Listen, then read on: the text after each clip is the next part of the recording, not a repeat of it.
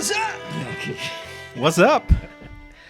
Yeah, it's good to be here, man, Badir, really, And good day to everyone watching at home. It's a pleasure, always a privilege. So what's going on, yeah? I'm good, man. I don't remember this. Yeah, these are, I've been working on Those these, are man. those. I don't know how newly acquired, but I mean, they seem newly. They're real. They're real. Yeah. So you always hit the gym? I don't remember you always hitting the gym. Well, I was always somebody that was athletic growing up, and for some time, I sort of ignored that. But for over the past 5 years, or I would say maybe 6 or 7 years, I really did. To the mic. For the past 7 years, or maybe 5 or 6 to 7 years, I've been paying a lot more attention to health, and just functional fitness. Fitness for life. Yeah, we were talking off camera about sugar. Right. So what's your approach nowadays with that? No, well, for me personally, I know that we in the Caribbean, there are certain cultural sort of practices that we have that we feel are normal, that are probably not best for long-term health, and I think sugar is one of them. Now, I know personally that only God can keep us alive, but we have to try our best too, right?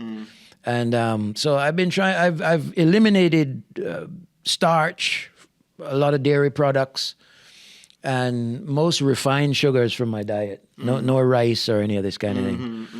And for me, it's just about longevity and functional fitness, really. Yeah, I think that's the thing with Cayman is that when you say sugar, most people think sweets, but they don't think bread kind. Yeah. And they don't think rice. Right. Which is where a lot of it is. Yeah. So I think there's still a lot of education to happen there. There's and you're so right about that, and it's really, I think, it's a luxury. Like you don't have to be. You have vegetarians, you have pescatarians. Oh, I consider myself a flexitarian. That is now? That means that I do everything in moderation, and I'm not fanatical about anything. Right. So, I mean, if I'm somewhere where there's a piece of cassava cake and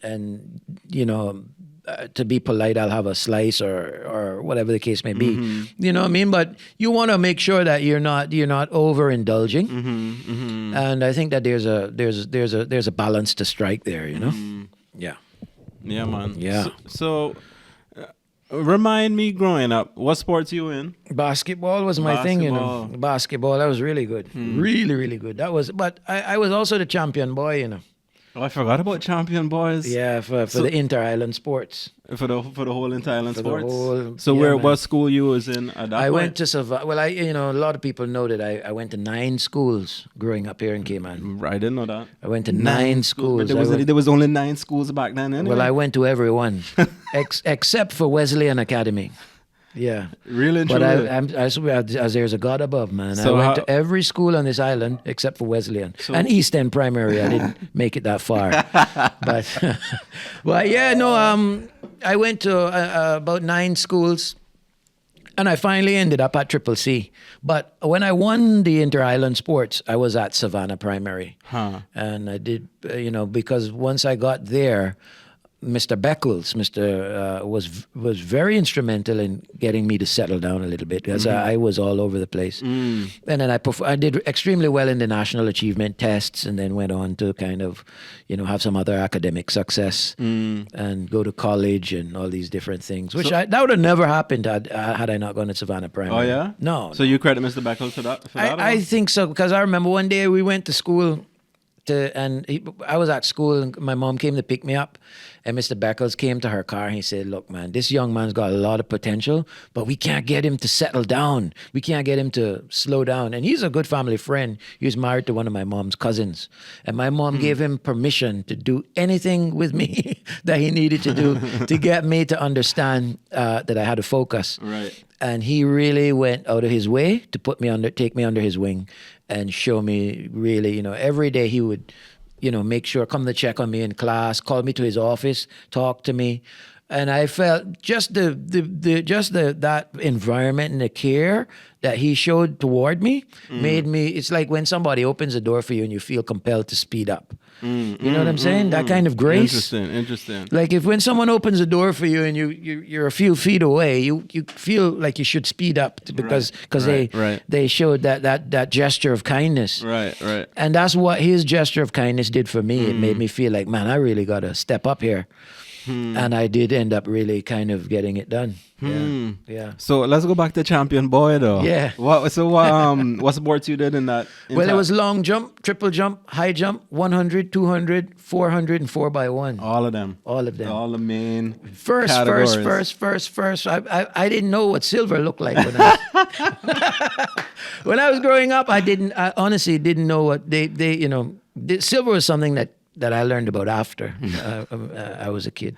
Nice. Yeah. Champion boy. So they only did champion boy for the what do they call the school competition again? Well, it's all island sports. All island sports. Yeah. And there's every school in the island, And so I was like a fair day, man, except for you apparently. No, but man, that was the day when you go up against kids that you won't ever heard about. Right. And it wasn't, No, that was my time to, I really took it seriously. And but the thing is too, growing up, I in my neighborhood was a huge neighborhood, Prospect Park. I grew up in, and you could run or ride your bicycle there for miles on end.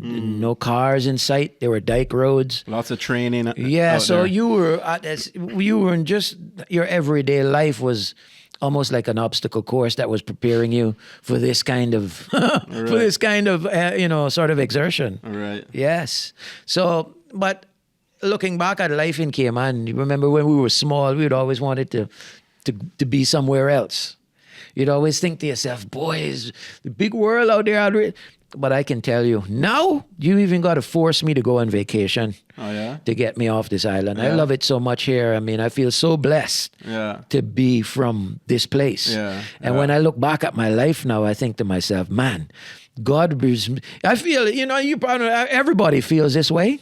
I guess at some point, but you always feel like, man, God, you love me so much that you made me, you made me be born in this place. Yeah. When I look at my life like that, it puts things in perspective. Yeah, man. You know? Man. But you as a man who's traveled, and I feel like Caymanians who travel definitely have that perspective. Yes. Well, I think it's important to kind of get out and see what else is out there, and then you have that. You can then make that comparison, right, and see for yourself just how special Cayman is. But if you don't travel, you just look at the people that come here from everywhere else and don't want to leave. You know what I mean? That's also an indication of how special Cayman is. Right. And I'm not saying that because I'm biased or no, this really is apex human living. Yeah, man. Because if you live in a city like London, you got 6 things to do for the day. You got to calculate that's going to take you the whole week to do. Right. But in Cayman, if you got 6 things to do, you can get all that done in one day. This is a huge advantage we have. That's very true, actually. I notice that in big cities a lot. You really can only get 3 things done. Yeah, but worse. I mean, think about. I went to university in Miami. That was my first foray into tertiary education, and I must tell you that if you get on the I-95 there, getting ready to go do something across town, that's the whole day. Right. You're done. The rest of you right off anything else you got to do until the evening time. Right. But with Cayman, I find if you got 6, you could have 6, 7 things on the go and get all of them done in one day. Tell me where else that you can live to make things like that happen, Yeah, man. And that's only one of the cool things about Cayman. So you grew up in Prospect. Yeah. So you went to Carifta? I never went to Carifta because but by the time all of that started happening, I was figuring out girls and... Because Carifta is more high school, whereas Champion Boy was more middle school. Right. No, that was high school too? No, man, that was primary school. That's primary school? Yeah, once I started discovering chicks and everything and dirt bikes and this kind of stuff, I was like, man, I got you had other priorities. Yeah, I had other priorities. And I think too, to perform at that level, and once I started riding dirt bikes, I was not as competitive as in terms of sports because I came off the bicycle and I was not riding. I wasn't sort of getting that vicarious exercise anymore that was happening as a result of how I was, just what my life was like. Right. Once I started riding a dirt bike, I kind of, and then I veered off into basketball. Yeah. And then I kind of really started falling more in love with that. And music. Music then started to become a bigger part of my life too. So when did you first start music? Very young, very, very young. Okay. My first guitar, I was maybe 5 years old. Right. But then I have pictures of me with instruments even younger than that. But and then when I was like you do, it stopped for a while, and then when I was like 13, it just I was like, man, it just picked it right back up. And then when I graduated from Triple C, instead of getting a graduation ring, I got a guitar. Interesting. And then that was the beginning of a real love affair that has lasted all the way up until now. And as you know, I'm playing about 10 or 15 shows a month at the moment. Right. And I think, I've shifted into this sweet spot with the music now, where it's not like I need to be, you have to define what success means for you. Right. And not everyone can be rich and famous, but you can be rich or famous or infamous.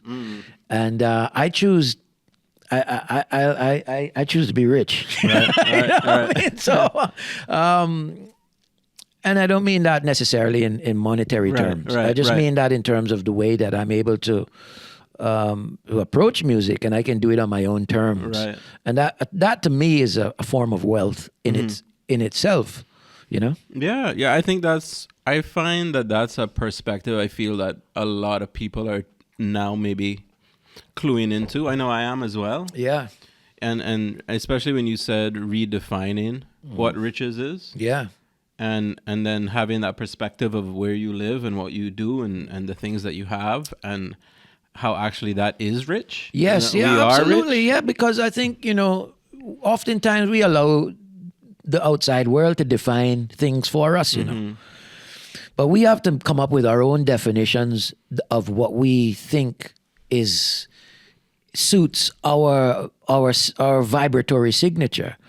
I mean, some people want to live in a big house. Some people enjoy look, I mean, it's all about preference. And like I say, redefining what success means, redefining what wealth means, and having your own vision for your life, I think is important. Because if somebody says to you, well, you're not successful unless you're doing this, I don't subscribe to that. Sometimes I say, God lead me and lead my life. And when in that kind of a surrender, whatever emanates from that surrender is, to me, success. Interesting. And, I live today, like I say, I'm playing the Westin at 6, from 6 till 8 tonight. And then right after that, I'm doing Cabana from 10 till 11:45. Those are 2 shows in one day. And you got some famous people out here in the world who are not playing 2 shows tonight. And maybe playing 2 shows they don't want to play. So I think I'm in a sweet spot where not only am I playing 2 shows, but these are 2 shows I actually want to play. And in a country where I want to play. So it's all on my own terms. And in fact, if I pick up my phone and call someone and say, I don't want to play tonight, then I don't have to either. So that is also another luxury, being able to choose what you want and what you don't want to do. Right. You know what I mean? This is to me, that's as rich as it gets. Amen to that. Yeah. I feel like people are moving in that direction. At least I hope so. I think it's for a better world, a better life. Well, you see, the human condition, I think, is evolving, And there are no more superstars because everyone is accessible. Right. Social media has made it the novelty and mystery of superstardom.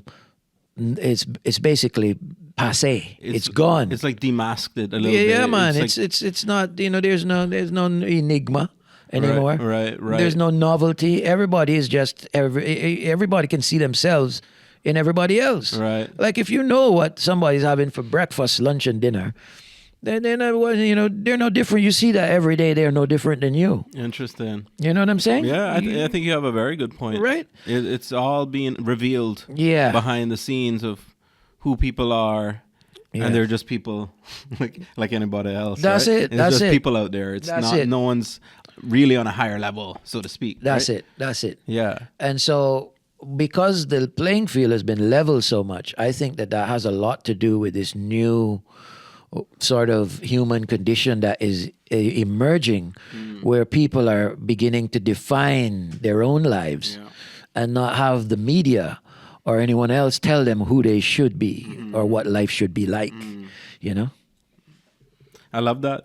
I hope that's where we're going. I mean, I hadn't even really fully thought that through until us speaking right now, right? And now that we're talking about it, I'm like, yeah, I do feel like that is a trend, actually, now that we say that. Yeah. I mean, because, as an artist, and Badir, you're an artist. I got a lot of respect for the way that you've conducted your business and the way that you've grown your business and everything like that.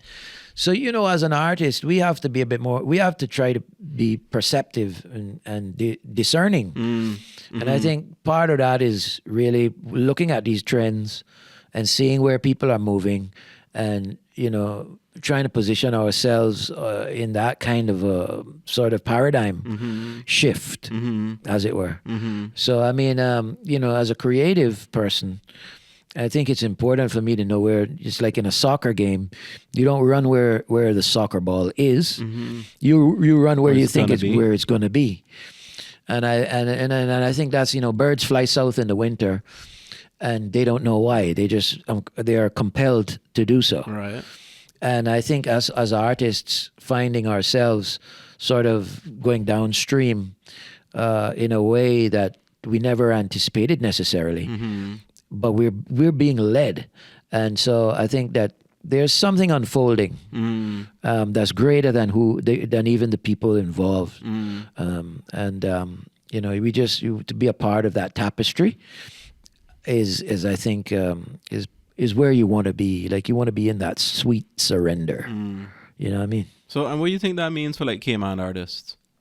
I think that we got to really begin to have a greater understanding about our own industry, and that we have to, you see, like how the Jamaicans and the Trinidadians, before they started to look at the outside, they were very insular. Right. And then the outside was a second. But we've been working from outside in. Right. All right, that's very interesting. Right? I kind of agree with that. Yeah, we didn't have a lot of time to be insular. Right. To develop before, boom. Right, and that's the thing, because Cayman was a sleepy little fishing village, and in the past 50 years, what's happened here, this financial phenomenon, I think the people are still adjusting. My mom's generation, they're still in shell shock.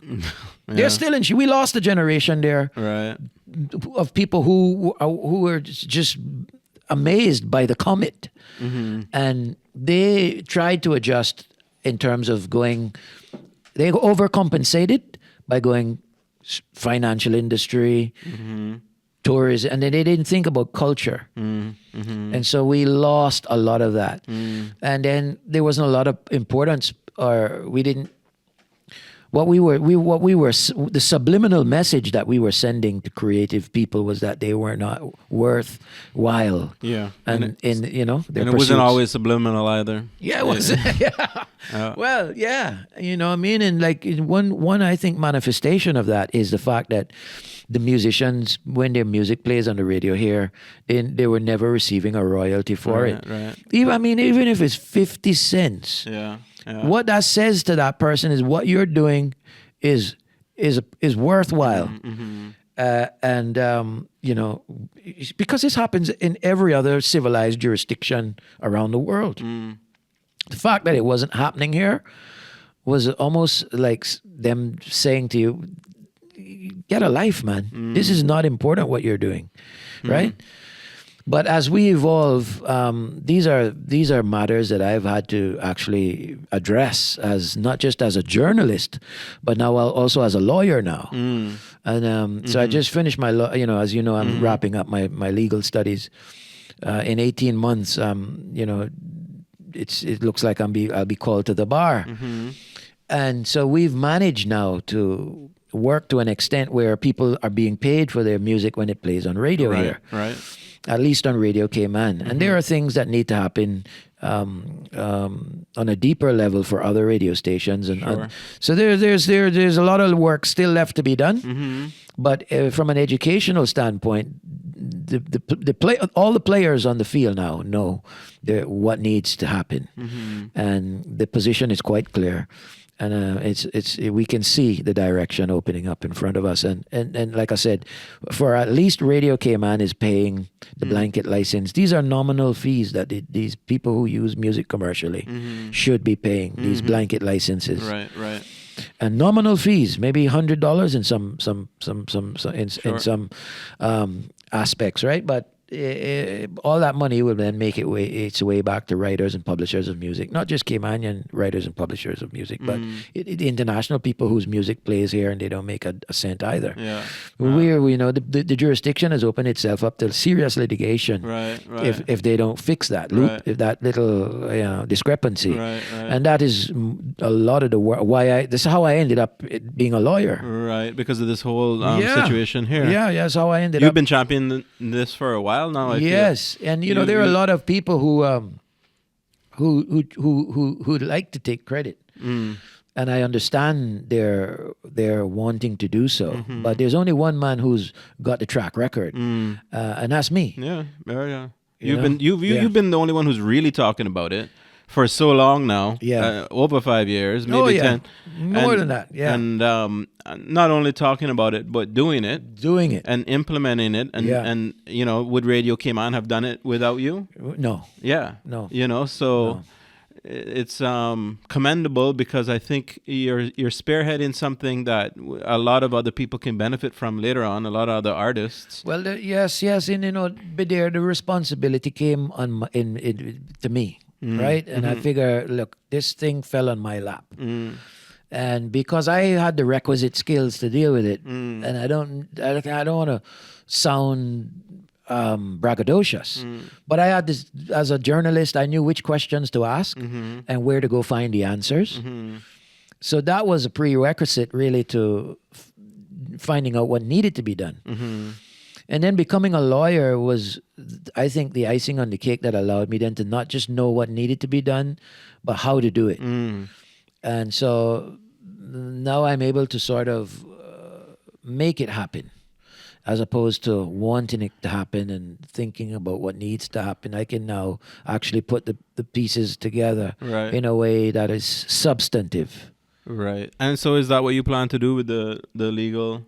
I want to do that. Career? I want to represent. I've been representing some artists on island, just in an advisory capacity, for the most part recently. But I plan to shift gears a bit once I'm called to the bar, where I can then start to represent them in terms of their interests on a larger scale.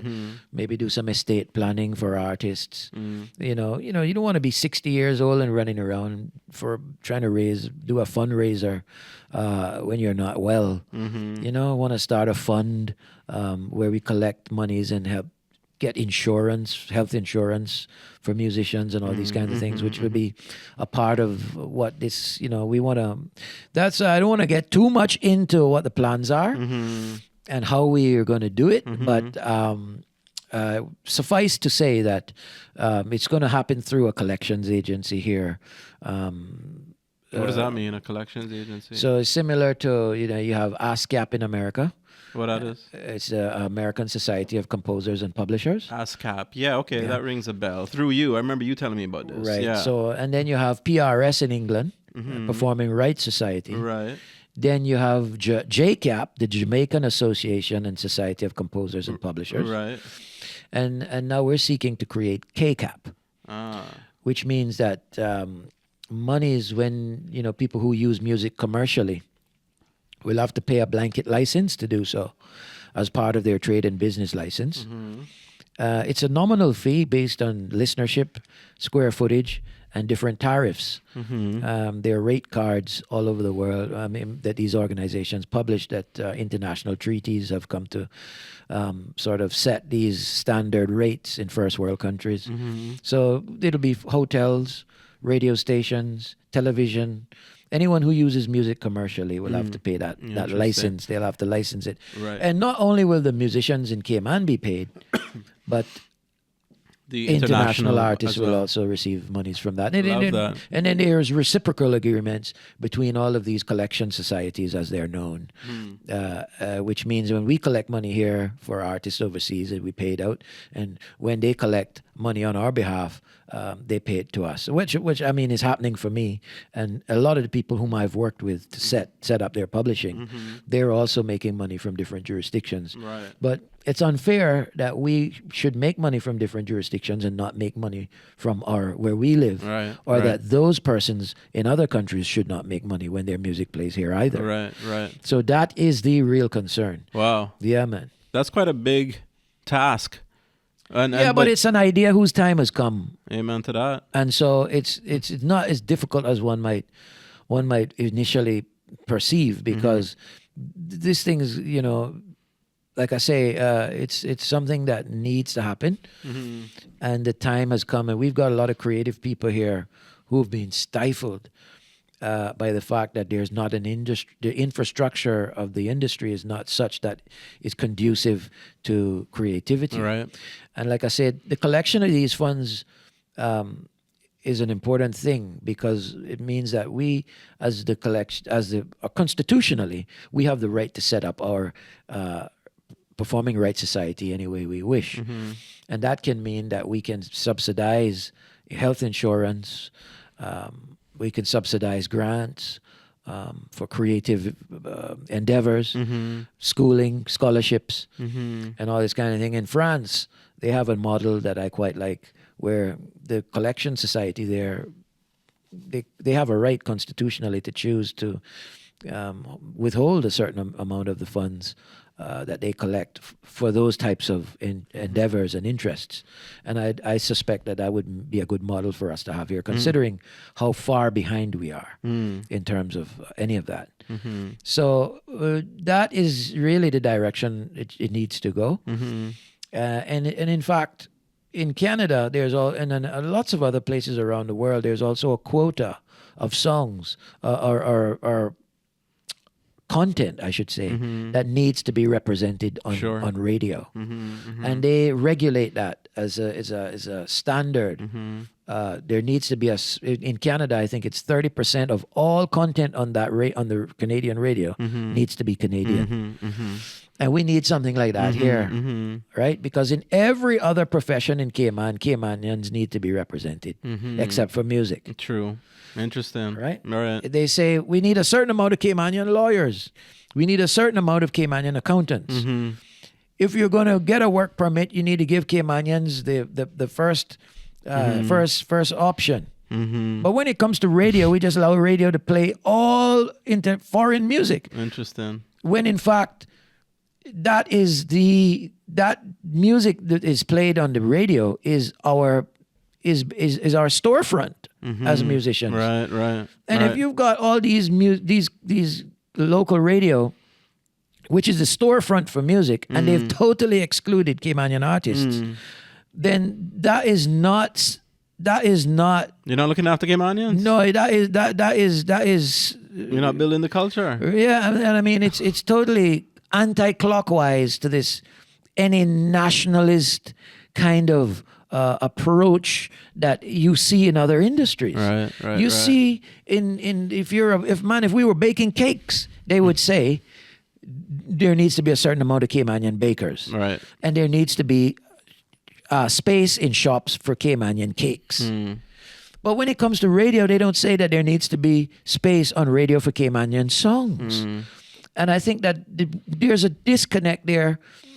And that is something that is another battle that I feel, a mountain we have to climb. And in fact, because I've been involved in a lot of this stuff, my music, you don't really hear my music on the radio anymore in Cayman. I think some of the owners of radio stations or some of the people they think that I'm looking to shake them down, or, Right. or they think, well, this guy was, no, it's not. I'm looking for the jurisdiction to move the jurisdiction forward. Yeah. In terms of what it means to be a first world civilized society. Right. And so I could care less, really, because it's bigger than me. It's about the kids that are coming after me who need to have this kinds of representation. And I didn't have that privilege. And so it's incumbent upon me to make that happen for those that are going to come after me. I love that. And I think it's very important in terms of what you were talking about, becoming insular. That's got to be part of the process as well, that we have all of this integrated musically so that we hear Caymanian music, we understand Caymanian music, and it informs us, and then our culture changes with that. So it's definitely infrastructure that's needed if we want to be, more insular in a way that we weren't in the past, Well, I think I agree with you 100%. And Barefoot Man gave us the blueprint, Barefoot Man gave us the blueprint. Right. I just think that a lot of us couldn't see past the fact that this was a white man who had come here from Germany or wherever it might have been. Right. And, we didn't take heed. Right. But he's someone that I revere Barefoot and what he's been able to do. Right. He hasn't always had the help, but he's certainly been totally independent, and his business acumen is so dynamic that he hasn't really needed much help outside of his own sphere of influence. Right. But that is the model that we ought to be looking at. We don't need to be on a red carpet in Hollywood to be successful, Right? I play 15 shows, and listen, in fact, a lot of the people on those red carpets are broke. Right? They are what you call puppets, and I don't mean to sound cynical, but a lot of them are puppets, and they're not as wealthy as we might think.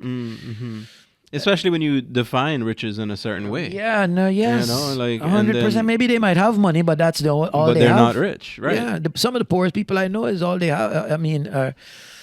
All they got is money.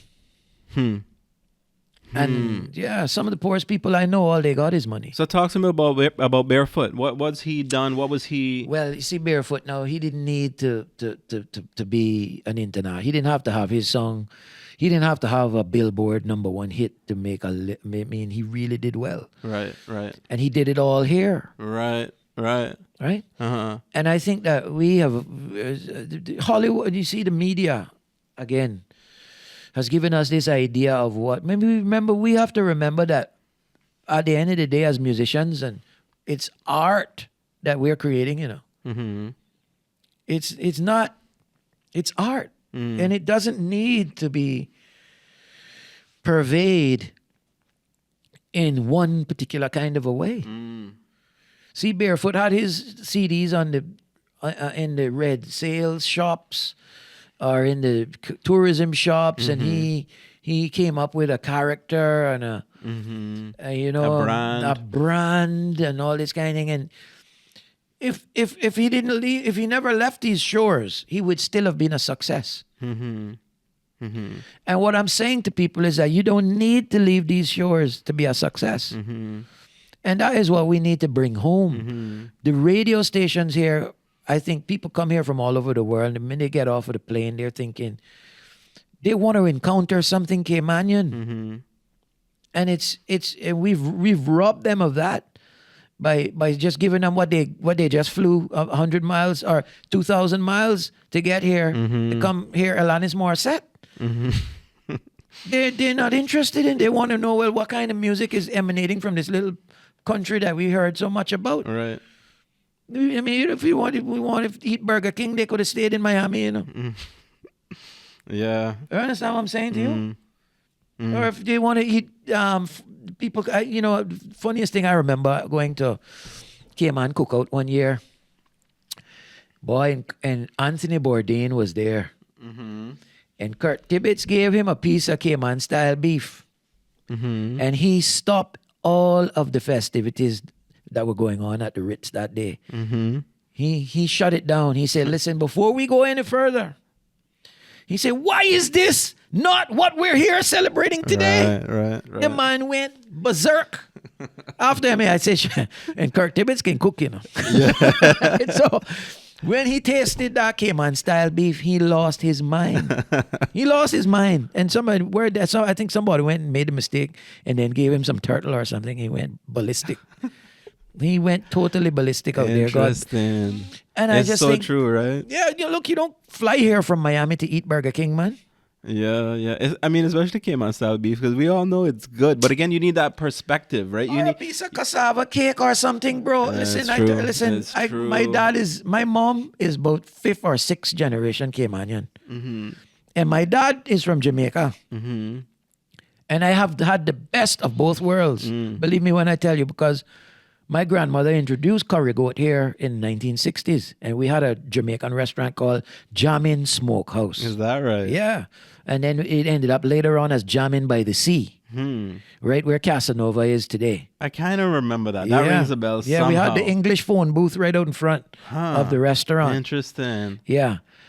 Now, but I can tell you now that Cayman cuisine, to me, is better than any cuisine in the world. You get a good fish rundown, there's no curry goat standing up to that. It's true. It's hard to beat that. I'm telling you.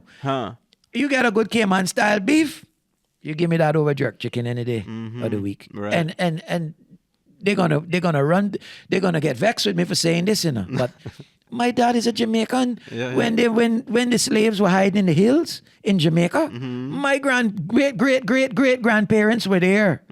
So they can't excommunicate me or tell me that I don't have both. I am both. But I'm gonna tell you now, Cayman food is the winner. And the cassava cake and all these different things. Now I work with the National Trust today as a historic programs manager. And I defend Caymanian culture. That's my job. And I take that serious. What we have here, my friend, you can't find it anywhere else. Right? And we need to make our young people understand how special this little island. Do you know we have more endemic species of flora and fauna here than even the Galapagos Islands? Endemic means what? Only found from here. Yeah. Only found here. The blue iguana. Say that again. We have more what? More endemic species of flora and fauna than even the Galapagos. The only place that's probably more unique than this is the Amazon, you know. Interesting. And you have a lot of experience working in that Bro, field. The only place that is more unique than where we live is probably the Amazon. So man. how do we... The rainforest. Sorry. No. I mean, very interesting. So how do we let people know what we have? How do we build that perspective? Well, I think it begins with pride. It begins with being proud of what we have, you know, and not feeling ashamed of who we are. Because if we eat a piece of turtle meat and Peter flies in here tomorrow and tells us, we cower to these kinds of, this is our heritage. We were catching turtles. Where were these people? Yeah. When it wasn't nothing here but mosquitoes and sandflies, and we were digging out from under that. Where were these people? Right. We built this city. Right. So, bro, I don't mean to be too, you get me? You know, when you start talking about these I don't mean to get too... Nah, man. You know what I mean? Whatever, we just talking. It's very interesting. Yeah, but this is the reality of where it's at because we missed, I think, a generation there adjusting to this financial sort of... Comet, as you described it. Which I like. It makes a lot of sense. Yeah, we were just shot out of a rocket, really. Right. And we still kind of adjusting. But like I said, the cuisine, the flora and the fauna, and even our built heritage, meaning the old traditional style Caymanian houses, the ironwood that's used in those old time Cayman. You can't find that anywhere else on God's green planet, you know.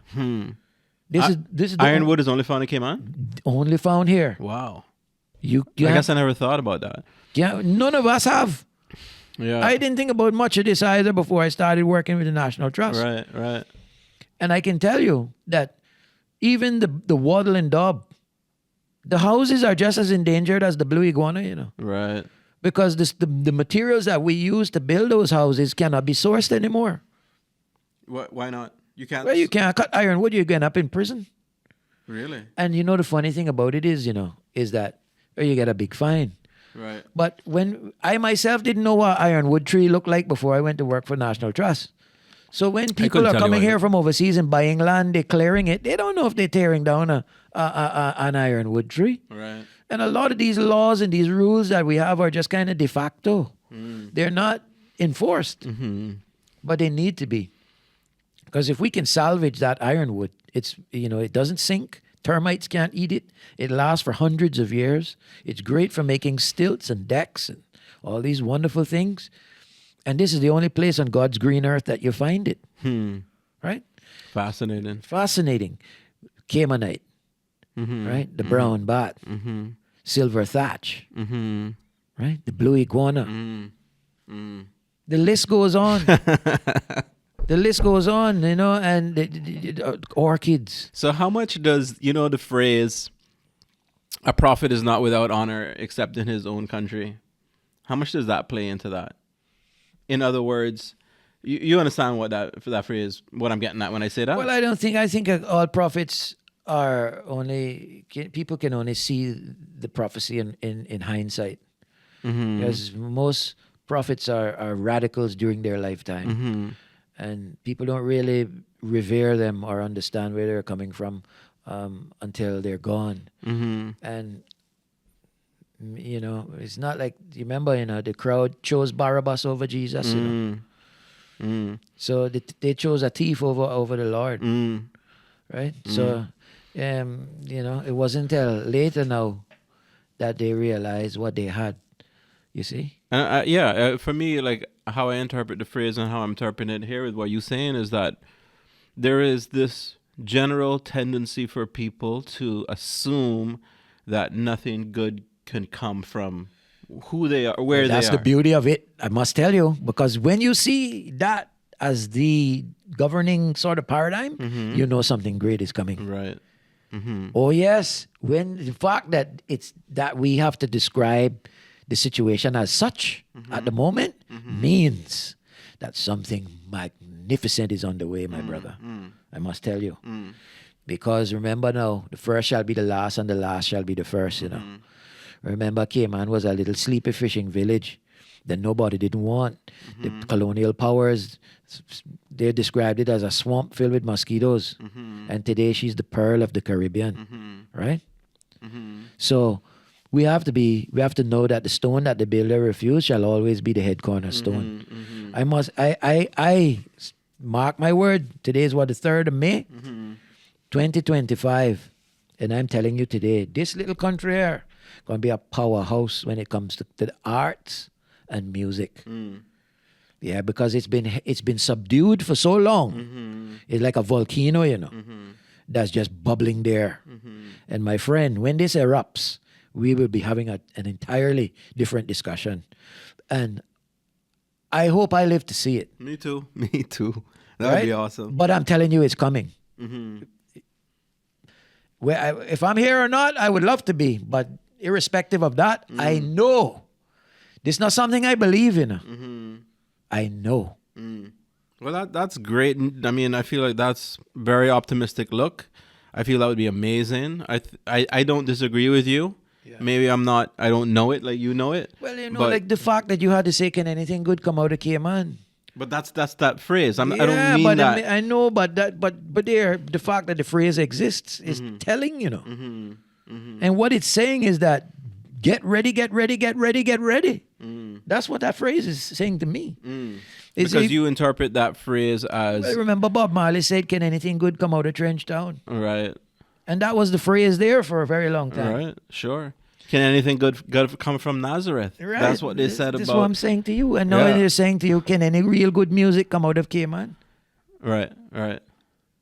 And in the meantime... I think if history has taught us anything, it is that when you have to ask that kind of question, you better prepare yourself for what's coming. Because you're not seeing. You're blind to something. Yeah. Yeah.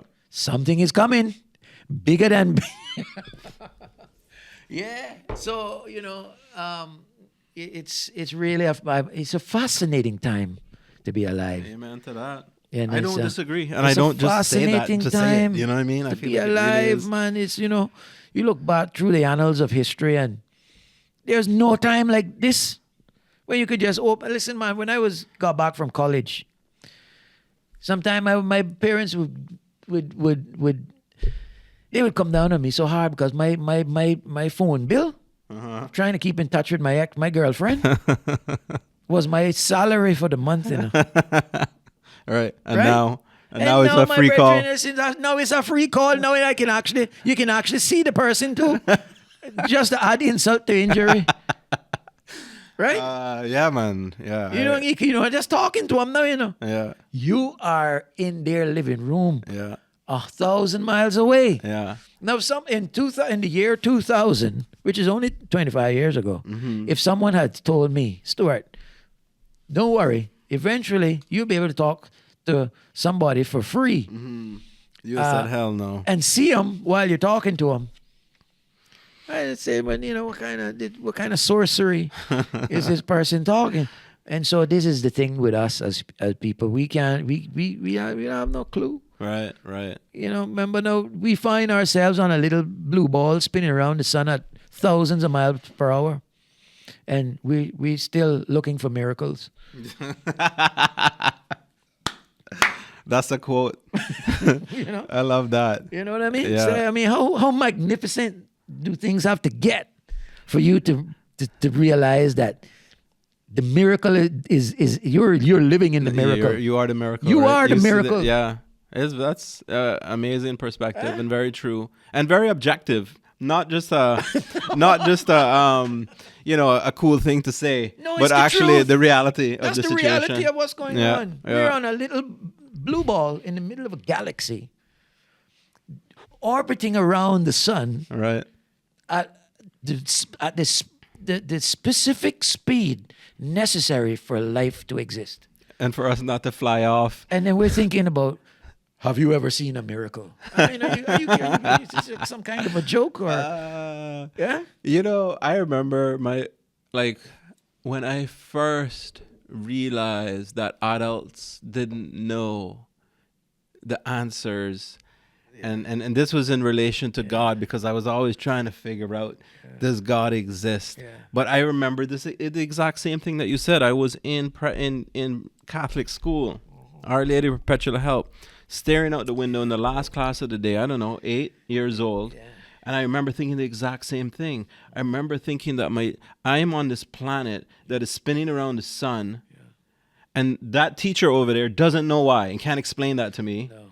But they're trying to teach me something. I'm like, well, why should I listen to them? They can't explain why I'm on this planet spinning around the sun. I remember that day as just very instrumental in me sort of realizing that I'll have to make my own decisions and interpret things my own way. And that's when I remember giving God sort of the benefit of the doubt. My dear brother, there are things that we will never be able to explain in our finite existence. But we just have to know that we are a part of something extraordinary. And like David said in the scriptures, God would not abandon his beloved to the grave. Mm. And if he can bring us here to life, he can bring us to something after this. Mm-hmm. We are a part of a magnificent thing. Mm-hmm. And we worship an amazing God. Mm-hmm. And there's no reason to fear at all, man. Mm-hmm. There's nothing to fear. That's the way I live my life today. We just we are living in a miracle, and we are a miracle. And I'm not saying that to sound sort of, I don't want to pontificate, but this is the reality, man, of where things are at, and like I say, who knows what's next? Exactly. Because people say that the variety is the spice of life, and I disagree. For me, it's mystery. Because you don't know what's going to happen, not even 5 minutes from now. Right. Not even the next. No one knows. Right. And usually when I go home in the evenings and I'm doing my inventory of my day, and I look at my day, I think about the things that happened during that day that I didn't expect. and it's always it's Like a surprise? yeah, well, it's always a bounty of treasure. Some's good, some not so good, but it's all stuff I had no clue was going to happen. Every day. And we think that it's not Groundhog Day, man. We're not living the same day every day. Like, things are happening that who knows, you know? Think about, we go home this evening and think about everything that happened today. Right, that you didn't expect. That you didn't expect. The phone call that you got, the person you bumped into. Think about how amazing all of that is. And then see how excited you get about tomorrow. I love that.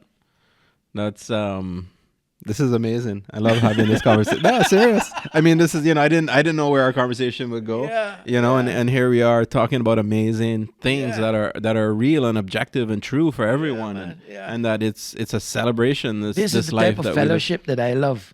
See, I live for moments like this. I live to be among my peers, my brothers, my countrymen, and having these kinds of discussions. Because iron sharpens iron. And we need each other, you know. True. We need each other. And, bro, like I say, I was so happy when you invited me on the podcast because it's a great chance for us to catch up. Right? But it's I think the perfect environment to do so as well.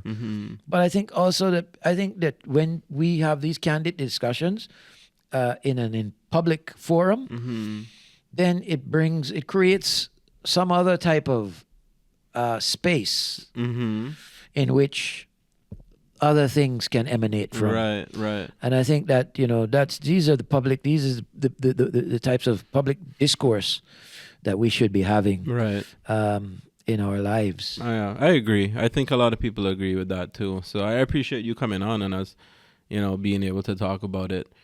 I have a question for you.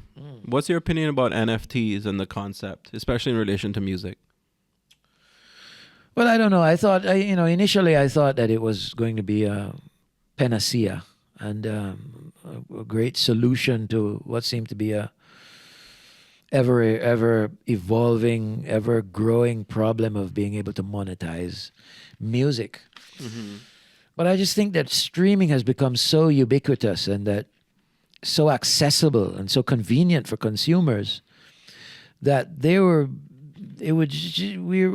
consumers would just be basically doing the artist a favor by purchasing the NFT. I mean, because outside of that, they don't need to do that to access the material. You see, that's the problem, and I'm just wondering because I mean NFTs are big like 21 or whenever it was, and then it kind of fell off.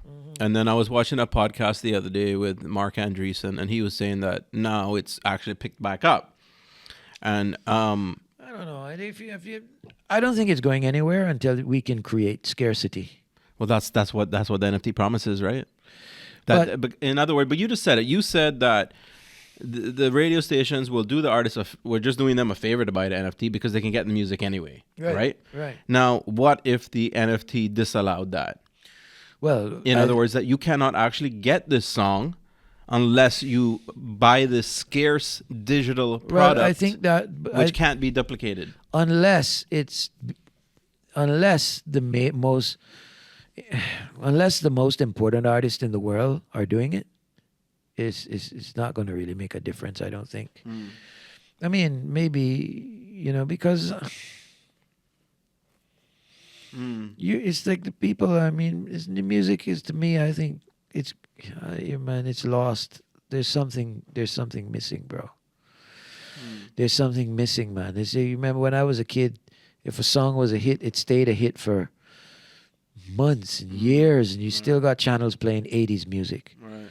Today, a song's a hit for a week. And it's a flash in a bucket, man, and then we're on to something else. It's like Not Like Us, that song by what's his name? The guy from Kendrick Lamar. Yeah. It's an amazing song. Took over 2024. Is it a song that's going to play 10 years from now? We're going to feel how we feel like about OPP? You know, you know it, OP. You know, we're gonna feel that way about it. Maybe Are not, we, huh? yeah, right? Like, I mean, so something is there's a disconnect somewhere, man. I just don't know that. I think what it is too is that there's too much. Everything is we've desensitized. Well, you said the word scarcity just now. Yeah, and we've I think been- that really is the problem Yeah, man. with a lot of life and the music Yeah, industry. man. Yes. Because the music is not scarce. No, that's the problem. It's to become so accessible. That's the issue, really. Ultimately, that's it. Mm-hmm. It's become so accessible, and like I told you, there are no superstars anymore. Mm-hmm. You know what I mean? And so where I'm at with it now, I make music now, and if anybody wants to enjoy the music, for me, I make music as almost as a public service. Right. Like, I'm not doing it to get anything necessary. I do it because I want to hear music that sounds that way. Mm-hmm. So I'm making music because I want to hear it, and it's nobody else is making that particular thing. So that's what I want to hear. So I'm making that. Yeah. You know what I mean? And then whoever else finds that to be their cup of tea, then you're welcome to drink from that. And if not, you still get to hear it. And if not, so that is my reward. Right. That's kind of like I was telling you how I feel about these podcasts. Yeah. It's something I want to do. I want to have these conversations.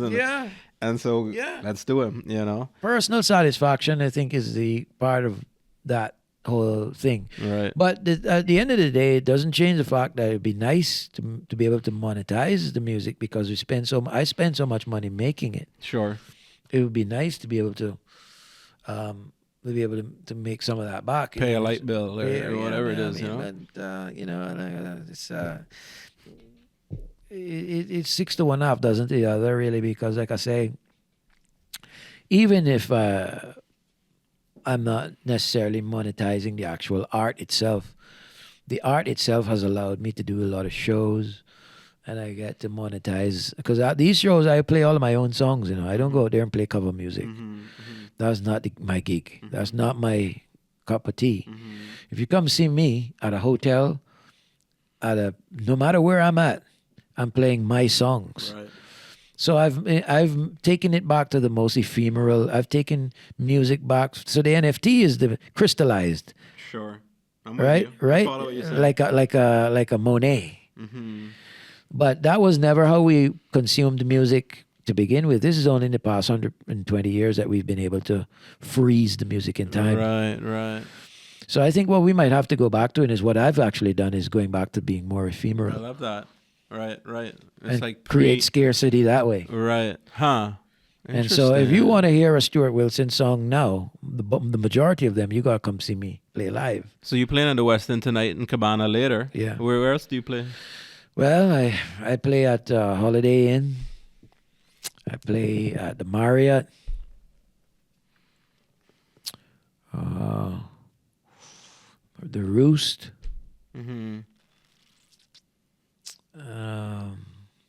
The Hive.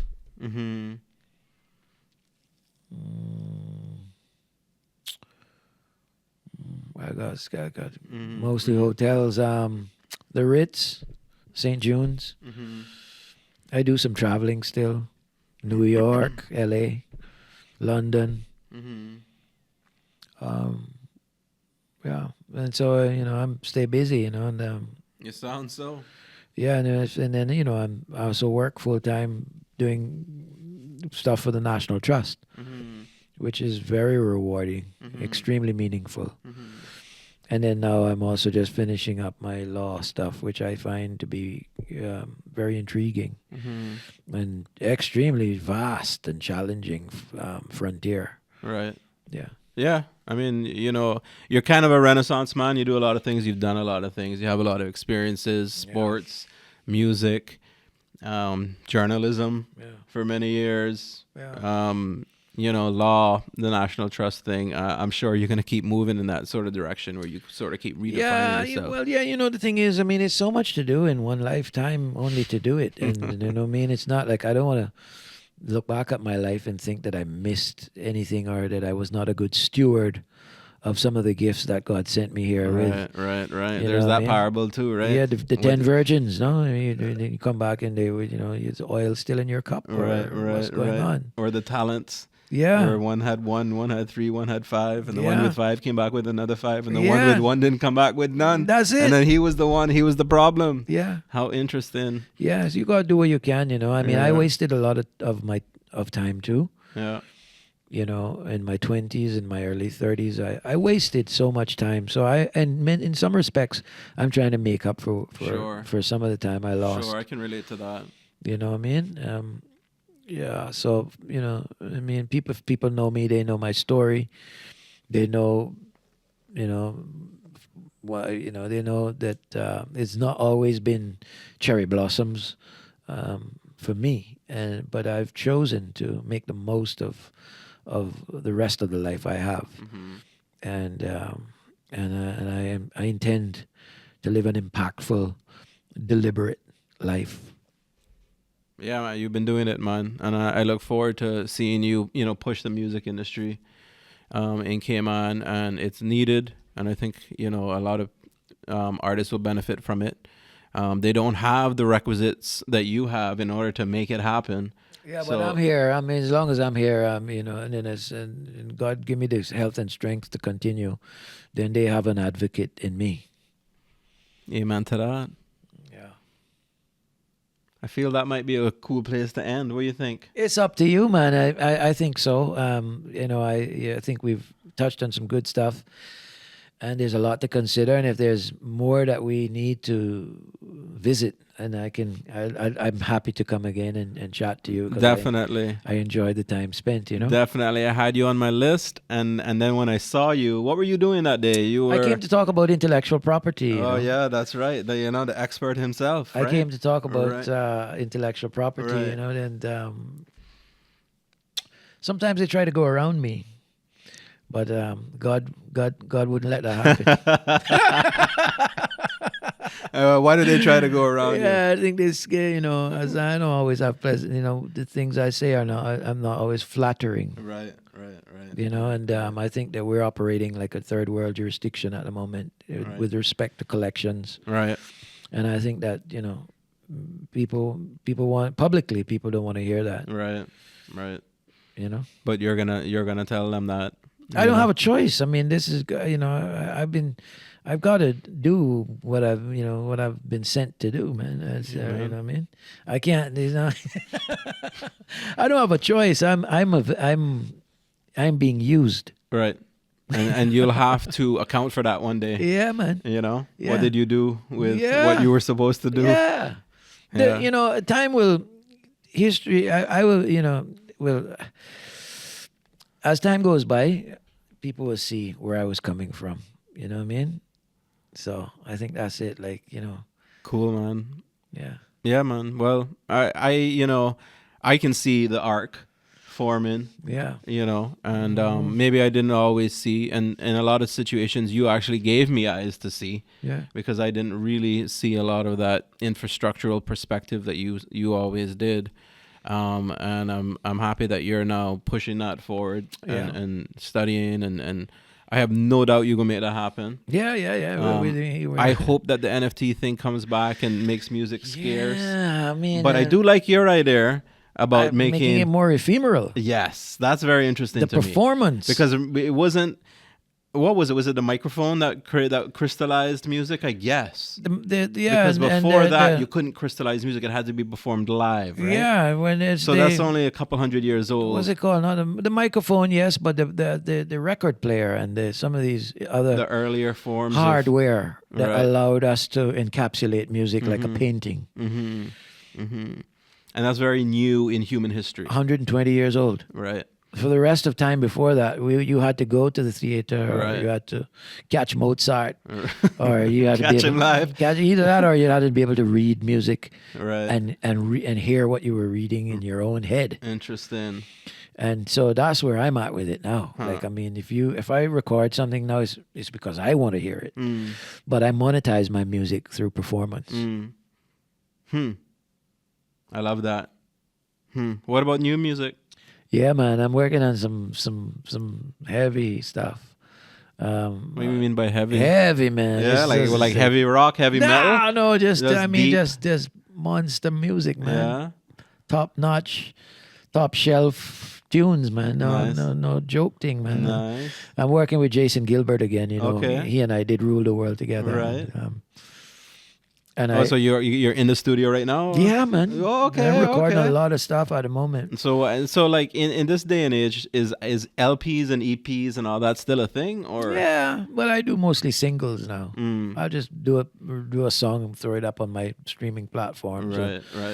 But like I say, because I have this approach where I'm doing a lot of live shows, it's not as essential for me to do recordings. But I still would like to have something that I can listen to, or if someone wanted like a representation of what I do, and I can just share that with them.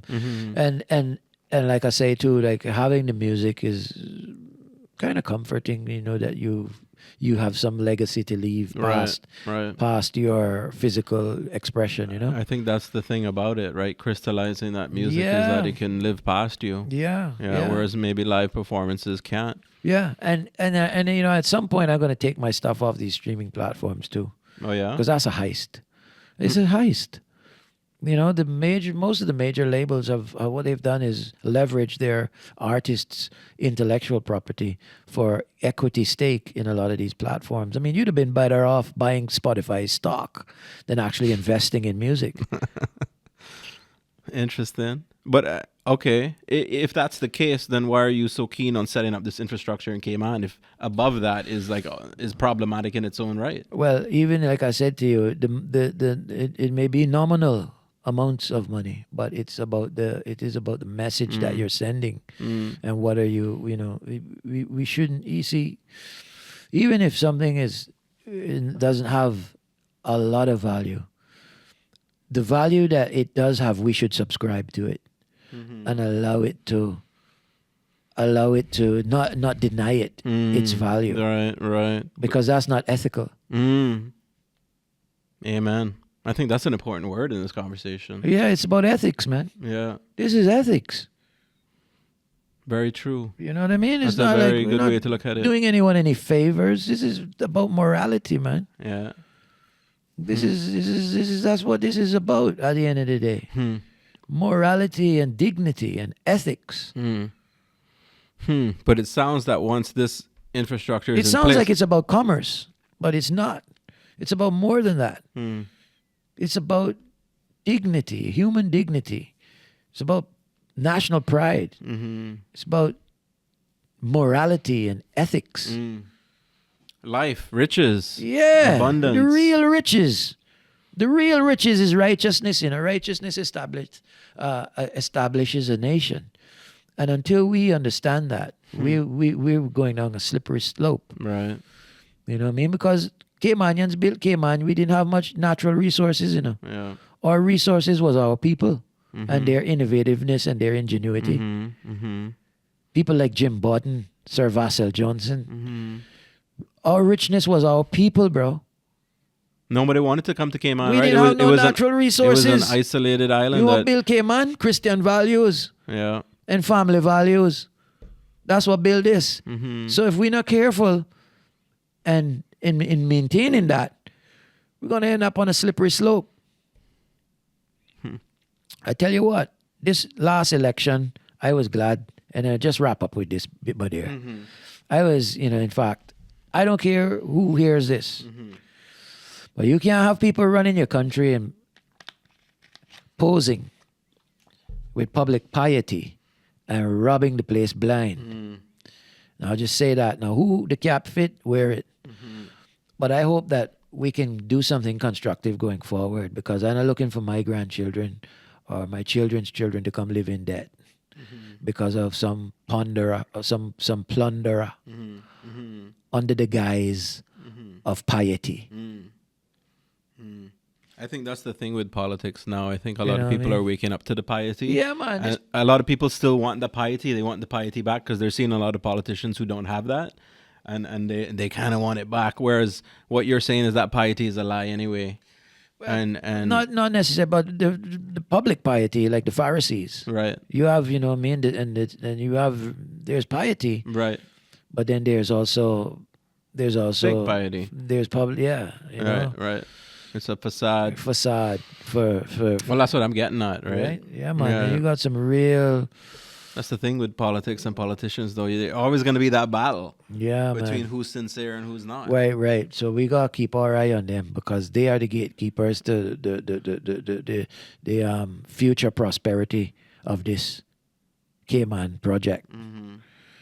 They're the gatekeepers, and so ultimately, they gotta remember that they're not there to get rich. They're there so that we can maintain the good ship Cayman, so that everybody has an opportunity. I think that's a great place to end. Thanks a lot, bro. Really appreciate it. I know we could keep going. Yeah, You have some so things. much. I have some things, but we'll definitely do it again. It's my pleasure, man. Thank and, you. Very you so inspiring much. conversation.